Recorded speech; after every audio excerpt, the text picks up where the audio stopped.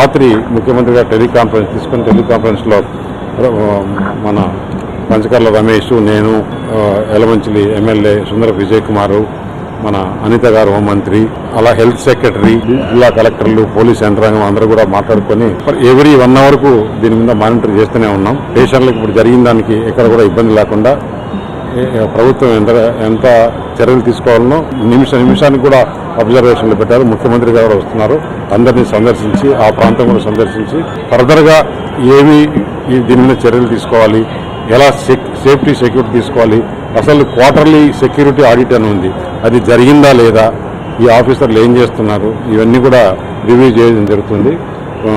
రాబోయే రోజుల్లో ఇలాంటి ప్రమాదాలు జరగకుండా ఏ విధంగా చర్యలు తీసుకోవాలని కూడా రివ్యూ ఉంటుంది.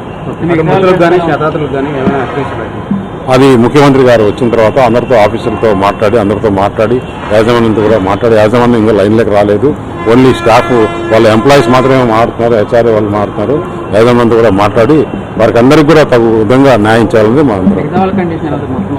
ఇక్కడ మిగతా వాళ్ళందరికీ కూడా చూస్తున్నాము. ఇక్కడ ఉండే హాస్పిటల్లో ఏదైతే ఈ మెడికవర్లో ఉన్నారో 7 మందిలో ఒక్కరికి తప్పితే మిగతా 6 కూడా 100% బాగానే ఉంది.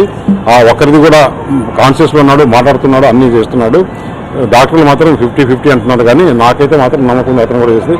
ఒకవేళ ఇక్కడ కాకుండా పోతే ఎక్కడైతే స్పెషాలిటీ ఉందో అక్కడికి తీసుకోవడానికి కూడా ప్రభుత్వం వెనకాట్లేదు. ఈ ఫార్మాస్టికల్ దీంట్లో ఎప్పుడు కూడా ఇంత పెద్ద జరగలేదు.